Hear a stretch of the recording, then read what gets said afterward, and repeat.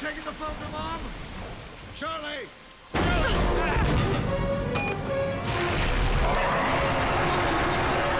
En 2001 est sorti le troisième film Jurassic Park.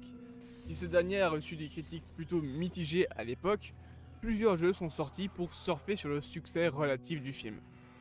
Je dis relatif car c'est encore aujourd'hui le plus petit box-office de la franchise Jurassic Park, avec seulement 368 millions de dollars. C'est rentable, mais comparé aux milliards qu'ont fait tous les films Jurassic World, c'est dérisoire. Personnellement, par exemple, je me souviens que j'avais un jeu nommé Jurassic Park Dino Defenders, et je possédais beaucoup de jeux Jurassic Park de l'époque, étant fan très tôt de la licence. Vous pouvez pas savoir à quel point j'étais heureux par exemple quand j'ai joué à Jurassic Park The Game. Mais dans tout le tas de jeux qui ont été créés, parce qu'il y en a eu vraiment beaucoup sur Jurassic Park, il y en a quelques-uns qui ont été abandonnés. Et pour vous le prouver, aujourd'hui, on va faire un petit tour du côté de Jurassic Park Survival.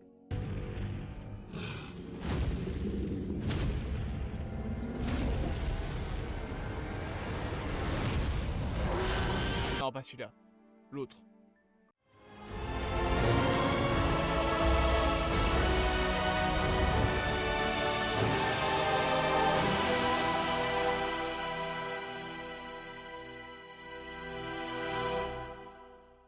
En septembre 2000, Universal Studios signe un partenariat avec le studio Konami, dans le but de produire un jeu vidéo basé sur le futur film Jurassic Park 3, ainsi que sur quelques autres licences de chez Universal, comme The Thing.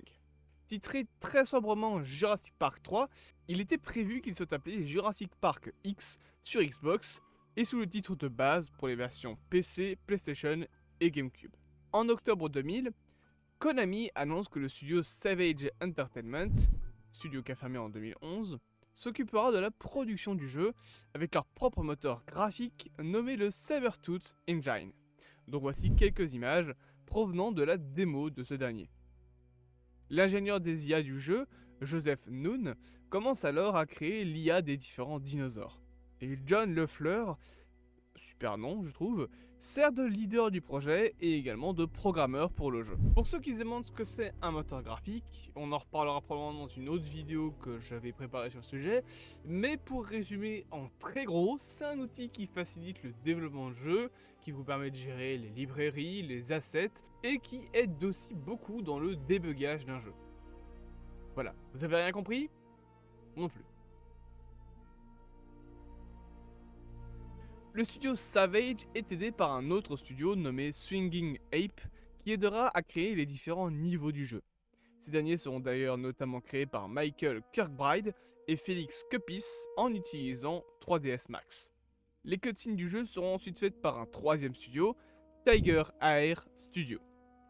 Concernant les modèles du jeu, ceux des dinosaures étaient directement repris de ceux faits par Stan Winston grâce à des photographies haute résolution et des sons provenant directement de Jurassic Park 3. Universal tentant même d'obtenir le droit d'utiliser les musiques de John Williams. Les modèles étaient créés avec un total de 1500 polygones maximum, le studio voulant en réalité surtout créer un environnement plus ouvert, ce qui demande logiquement plus de ressources in-game. Les dinosaures du jeu étaient texturés avec une seule texture qui comble tous les dinosaures, chacun ayant en plus une petite dizaine d'animations. Mais alors, que racontait ce fameux jeu Jurassic Park Survival? Le titre officiel, Jurassic Park Survival, est confirmé le 7 mai 2001. A la base, il devait s'agir d'une adaptation quasi fidèle du troisième film de la licence. Mais ce dernier a beaucoup changé durant son tournage, notamment à cause de plusieurs réécritures du film, ce qui a également causé du tort au jeu.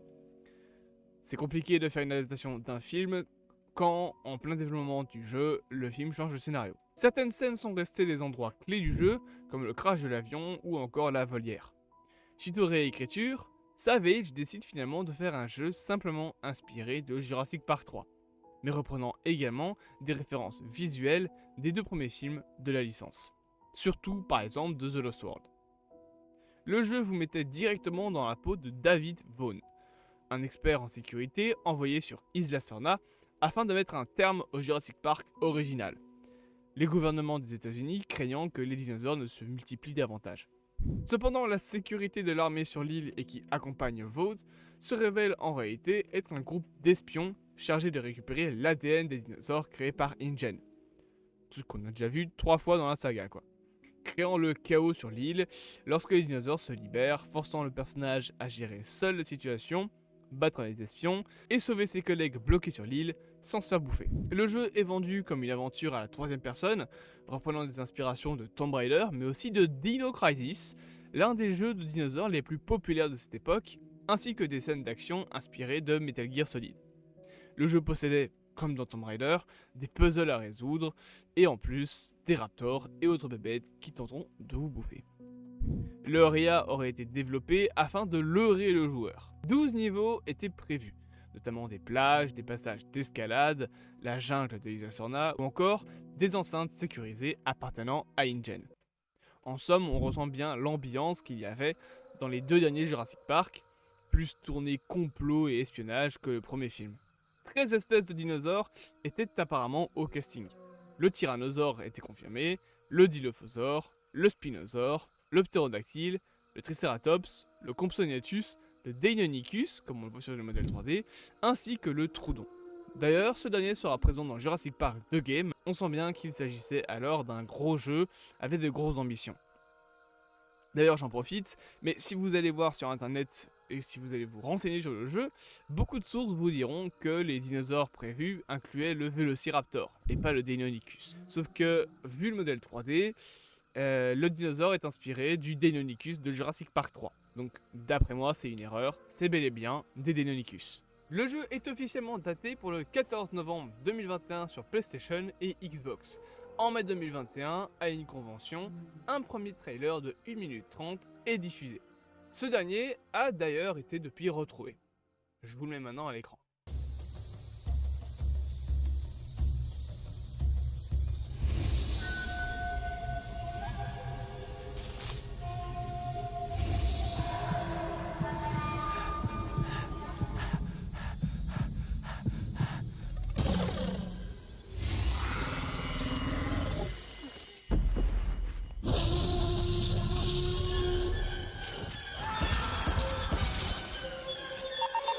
Guards have the DNA!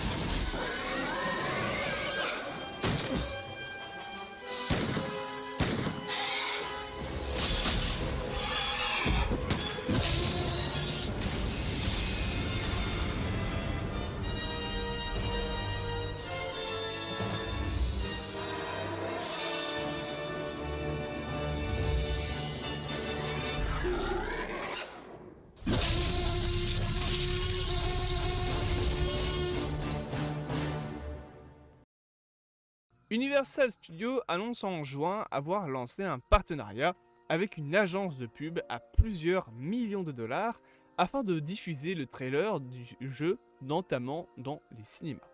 La bande-annonce du jeu est présente dans les copies VHS du troisième film. Ouais, on est en 2001 les gars, hein, c'est pas les CD à l'époque. Hein. Mais d'un coup tout s'arrête. En juillet 2001, il est annoncé que Savage ne participerait plus au développement du jeu suite à des conflits dus au fait que Universal n'a pas accepté de fournir plus d'argent à la société pour les aider à finir le jeu. Ce refus de financer Savage est probablement dû au fait qu'Universal n'était pas satisfait du jeu, notamment par l'animation jugée pourrie pour les personnages. Savage confirme son départ le 5 novembre de la même année et Universal rapportera continuer à chercher de nouveaux programmeurs pour le jeu, mais ce sera la dernière update jamais donnée sur ce dernier. Savage rapporteront de leur côté, eux, que depuis leur départ, Universal n'aurait plus cherché à reprendre de nouveaux développeurs. Encore aujourd'hui, la raison brutale de l'annulation de tout développement sur le jeu est assez floue et un peu inconnue, surtout quand on sait que ça aurait pu être un bon jeu. Pourtant, si on regarde les premières previews de jeux de l'époque, on retrouve que l'on parlait d'un jeu impressionnant, visuellement acclamé par des journalistes, beaucoup avaient même espoir que ce jeu brise ce qu'on appelle la malédiction des jeux Jurassic Park, puisqu'à l'époque, bon nombre de jeux Jurassic Park étaient en fait assez mauvais. Certaines idées du jeu, comme le Troudon avec les yeux qui brillent dans le noir, seront réutilisées dans des jeux suivants comme Jurassic Park 2 Game. Et au final, en 2025 sortira bel et bien un jeu nommé Jurassic Park Survival, mais cette fois-ci il se situera juste après les événements du premier film Jurassic Park et sera largement différent. Espérons donc un jour, peut-être, qu'un build du jeu de 2001 fitera et permettra aux gens de le découvrir.